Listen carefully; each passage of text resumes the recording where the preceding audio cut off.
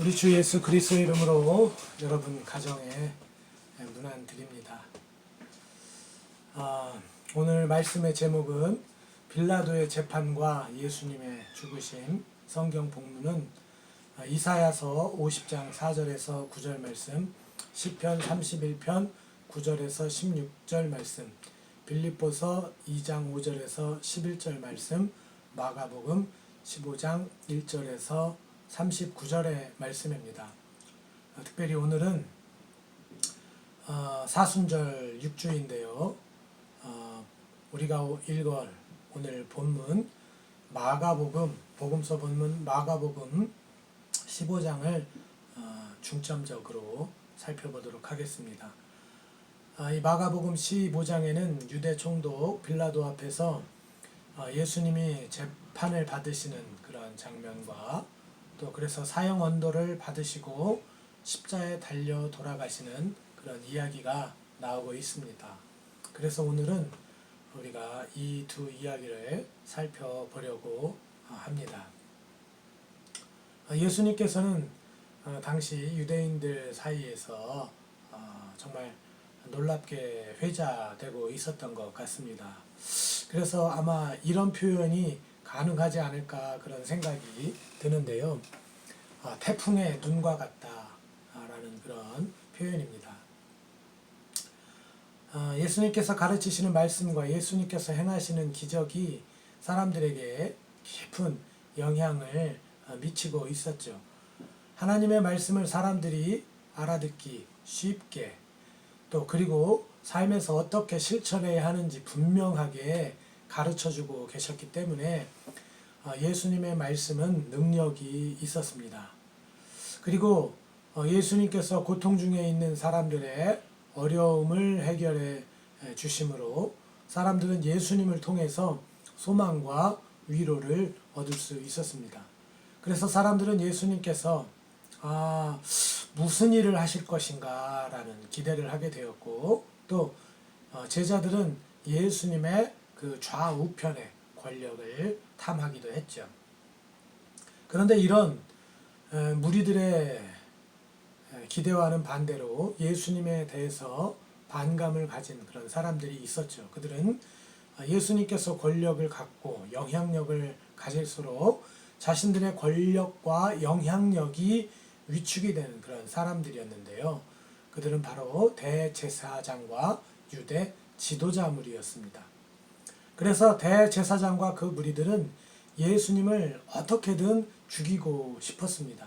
그러나 여러 가지 정황상 예수님을 죽이는 것이 쉬운 일이 아니었습니다. 그래서 마가복음에서는 그들이 예수님을 죽이려던 계획을 미루려고 하는 것을 볼 수가 있는데요.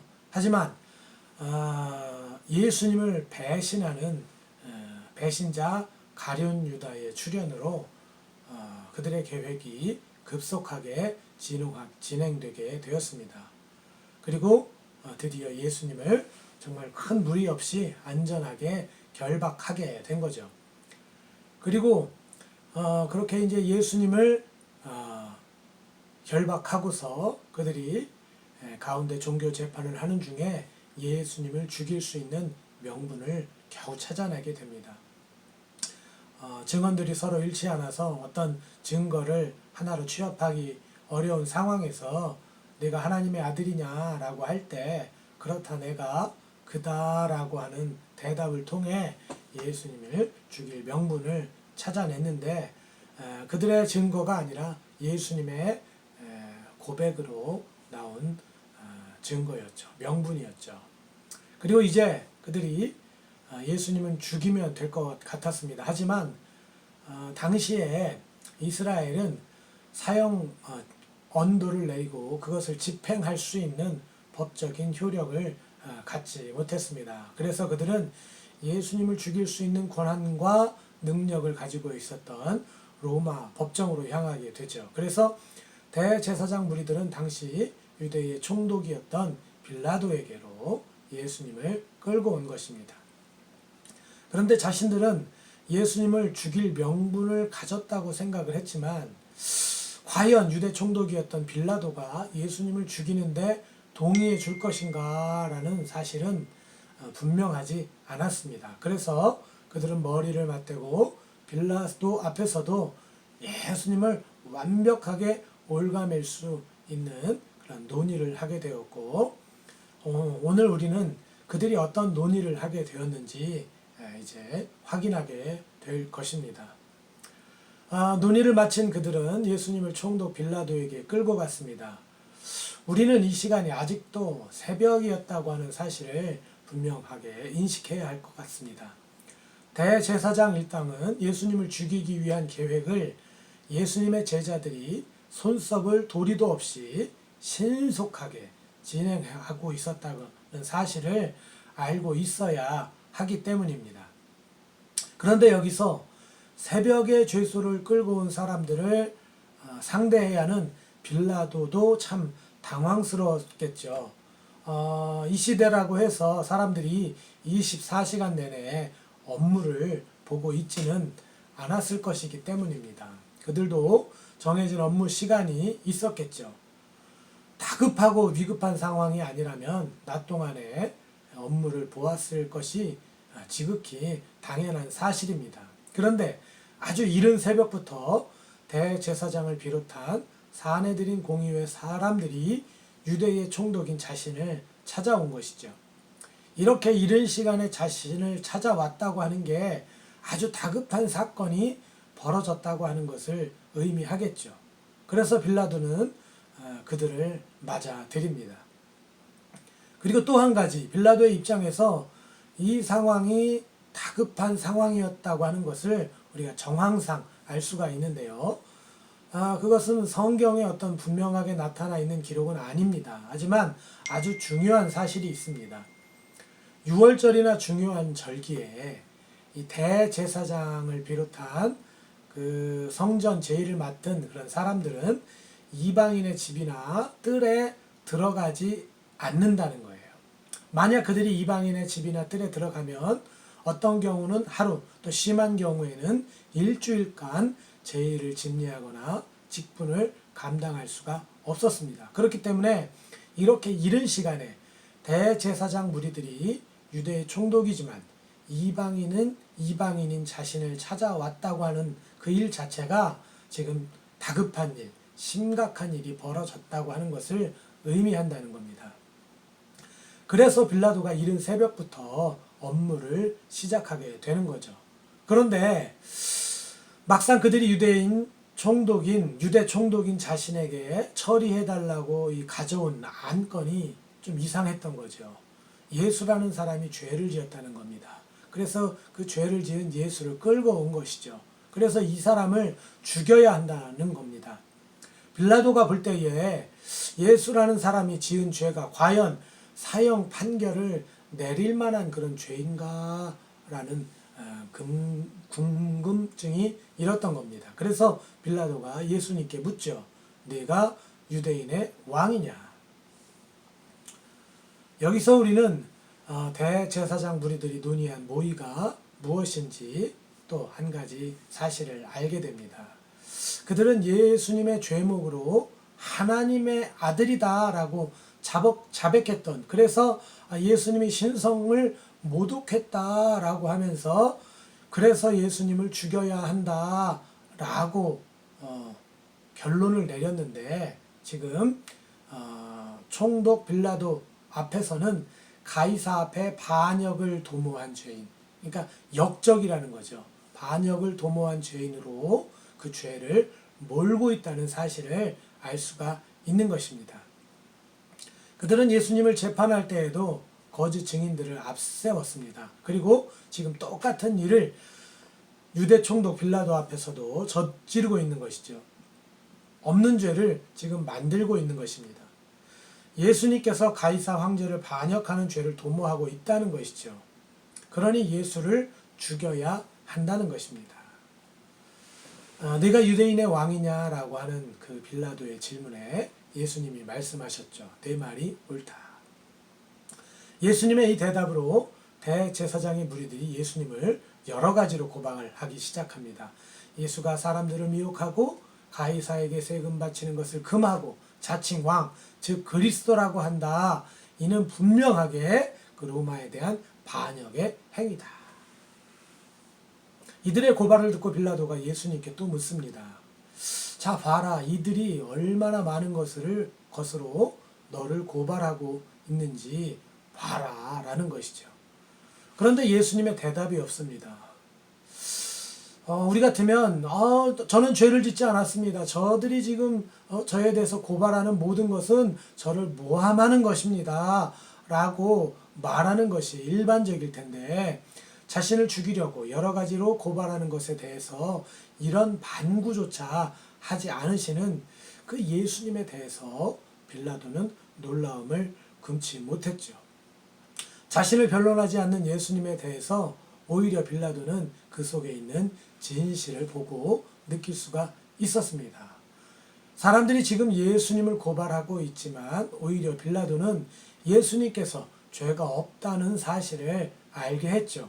오늘 말씀에도 빌라도는 대제사장과 그 무리들이 예수님을 시기해서 고발하고 있다는 사실을 알았다고 합니다. 10절에 이는 그가 대제사장들이 시기로 예수를 넘겨준 줄 알미러라. 그런데 이때 대제사장 무리들이 갑자기 요구를 합니다. 명절이 되면 백성들이 요구하는 죄수 한 명을 놓아주는 전례가 있는데 전례대로 한 사람을 놓아주시오라는 거죠. 마태복음이나 요한복음을 보면 빌라도가 명절의 전례를 언급하면서 예수를 놓아줄 것을 그 무리들에게 떠보는 것으로 나타나지만 마가복음의 말씀에는 우리가 볼 때 대제사장들이 빌라도에게 요구하는 것으로 우리가 알게 되는 겁니다. 여러분 어째서 이들은 빌라도에게 죄수 한 명을 놓아주는 전례를 생각나게 한 것입니까? 여기에서 이들이 사전에 논의한 두 번째 사실을 우리가 알게 되는 것입니다. 그것은 예수님에게 사형이 선고돼도 예수님의 제자들이 사람들을 선동해서 명절에 죄수 한 명을 놓아주는 전례를 통해서 예수님을 구원할 수 있는 길을 사전에 차단하는 것이었습니다.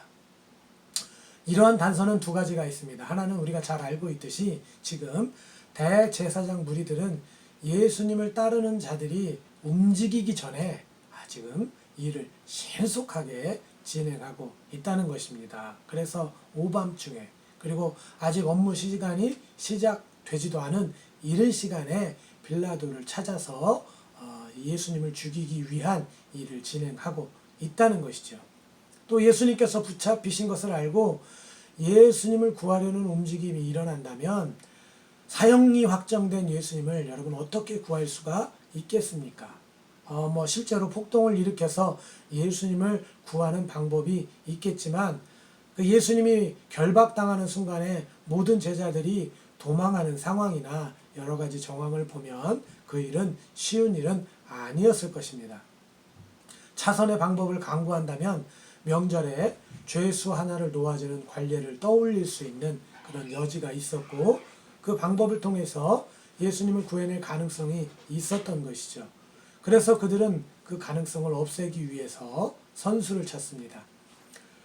그리고 다른 하나의 단서는 빌라도가 예수님 놓아주기를 원하냐는 물음에 밀란을 주도했던 바나바를 놓아달라고 요청하고 있다는 겁니다. 밀란을 꾸미고 밀란 중에 사람을 죽이는 일을 벌였던 자, 이런 사람을 어째서 대제사장 무리가 풀어달라고 지금 요구하는 것인가? 그들과 무슨 관계가 있었기에 바라바를 놓아달라고 소리를 질렀던 것일까? 어떤 학자들은 바라바가 열혈당원이었을 것이다 라고 추정하기도 합니다. 만약 바라바가 열혈당원이었다면 대제사장 무리와 좋은 관계는 아니었습니다. 자신들과 좋은 관계를 유지하는 것도 아닌 자를 놓아달라고 요청할 이유를 지금 상황에서는 아무리 생각해도 찾아볼 수가 없는 거죠. 사람들은 바라바를 놓아주고 예수님은 십자가에 못 박으라고 소리칩니다. 빌라도는 예수님에게 죄를 발견할 수 없었음에도 불구하고 밀란을 일으킬 것 같은 그들의 소란에 결국 예수님에게 십자가형을 선고하죠. 그런데 여러분, 그 빌라도의 사형 선고 이유가 이렇습니다. 빌라도가 무리에게 만족을 주고자 하여. 이것이 대제사장 무리가 논의했던 내용 중 마지막 것입니다. 그들은 빌라도의 상황을 잘 알고 있었습니다. 빌라도는 그 당시 정치적으로 아주 고립된 상황이었습니다. 왜냐하면 빌라도를 후원해 주던 세아누스라는 그런 로마 인물이 있었는데 그가 큰 권력을 가지다 보니 가이사에게 반역을 꾀했습니다. 그러나 그것이 발각이 돼서 붙잡혀 죽게 된 것이죠.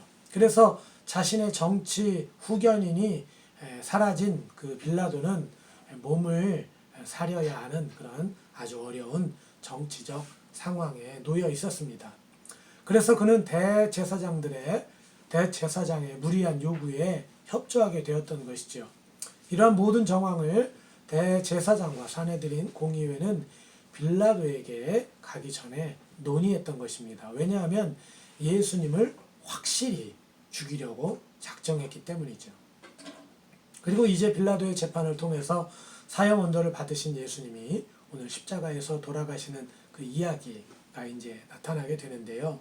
이 이야기는 우리가 황제가 즉위하는 그 황제 즉위식을 떠올리게 합니다. 그러나 이것은 예수님을 조롱하고 희롱하기 위한 사실은 연출이었죠. 하지만 후에 로마 백부장의 그 고백으로부터 여러분 사람들이 깨닫게 될 것입니다. 예수님은 세상의 왕이셨음을, 하나님의 아들이셨음을 사람들이 알게 되겠죠. 예수님은 유대인의 왕으로 죽음을 맞이하셨습니다. 예수님 당시에 십자가형을 받은 사람들에게는 채찍질이 가해지고 욕설이 퍼부어졌고 희롱하는 것이 마지막 퍼포먼스였습니다. 유대인의 왕이라는 죄목으로 가이사에게 반역을 행했다는 죄목이 붙은 예수님은 로마 군병들에 의해서 채찍질을 받죠. 우리가 어린 시절 어머니에게 받던 그 회초리 수준이 아니라 몸이 난도질 당하는 그런 수준의 채찍질이었습니다. 그리고 예수님은 죄가 없음에도 불구하고 사람들의 갖은 욕설을 들어야 했습니다. 욕설이라는 것은 이상한 능력이 있죠. 귀로 마냥 흘려 들을 수 없는 말이라는 것입니다. 욕설을 듣다 보면 화가 치밀어 오르게 되죠. 마음의 평화가 무너지고 속에서부터 알 수 없는 분노를 비롯한 모든 악한 감정이 쏟아져 나옵니다. 이렇게 예수님은 로마 군병의 채찍질로 또 사람들의 처절한 욕지거리로 만신창이가 되셨습니다. 그리고 이제 예수님은 브라이도리온이라는 곳으로 끌려가셨습니다. 그곳은 왕궁이라고 해석될 수 있는 총독의 관저였습니다. 그곳에서 로마 군대는 예수님을 희롱합니다. 예수님을 왕으로 희롱하는 것이죠. 자주색 옷은 왕이 입는 옷입니다. 그 옷을 예수님에게 입힙니다. 그리고 머리에는 가시관을 씌웁니다. 그리고 왕에게 하듯 유대인의 왕이여 평안할지어다 하면서 경배합니다. 왕으로 임명하듯 갈대로 그의 머리를 치죠. 그리고 침을 뱉으면서도 온 군대가 예수님에게 꿇어 절합니다. 그런데 예수님을 희롱하고 있는 당사자들에게 여러분 오늘 말씀이 너무나 소름 끼치는 그런 장면이 아닐 수 없습니다.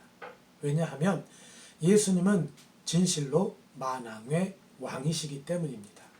그런 예수님을 지금 희롱하고 조롱하며 멸시와 천대, 온갖 구박을 다하고 있는 자신들을 그들이 만약 돌아볼 수 있는 기회가 있다면 얼마나 놀래고 또 얼마나 소름이 돋았을까요? 아무것도 모르는 그들은 이제 예수님을 골고다 언덕으로 끌고 가죠. 예수님을 못 박기 위해서입니다.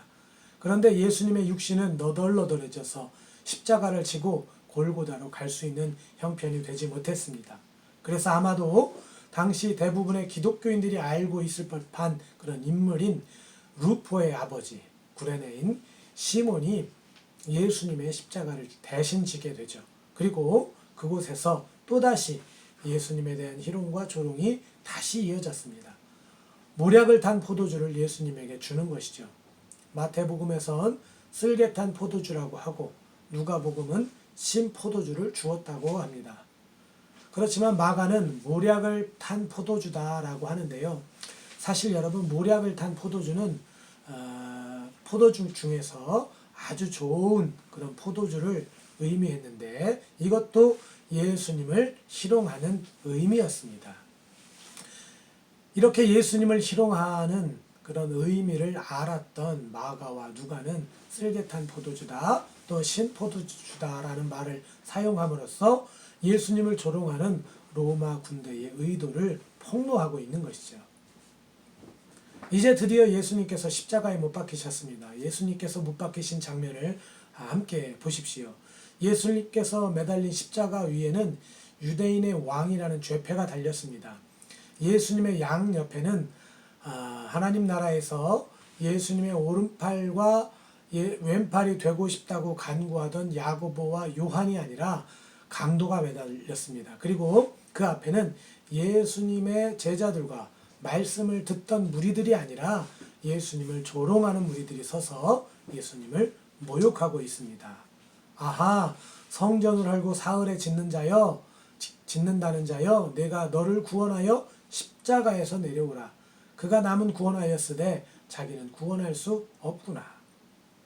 이스라엘의 왕 그리스도라면 지금 십자가에서 내려와 우리가 보고 믿게 해보아라. 심지어 옆에 있던 강도도 예수님을 욕하는 상황입니다. 그리고 예수님이 붙잡히는 일은 있을 수도 없고 그런 일이 벌어지면 자신들이 지켜드리겠다고 호언장담하던 제자들은 지금 코빼기로 찾아볼 수가 없습니다. 제자들의 빈자리는 막달라 마리아, 작은 야고보, 요새의 어머니 마리아, 그리고 살로메가 지키고 있었습니다. 그리고 이제 예수님은 최후의 숨을 들이시죠. 엘리 엘리 라마 사박다니, 나의 하나님 나의 하나님 어찌하여 나를 버리셨나이까.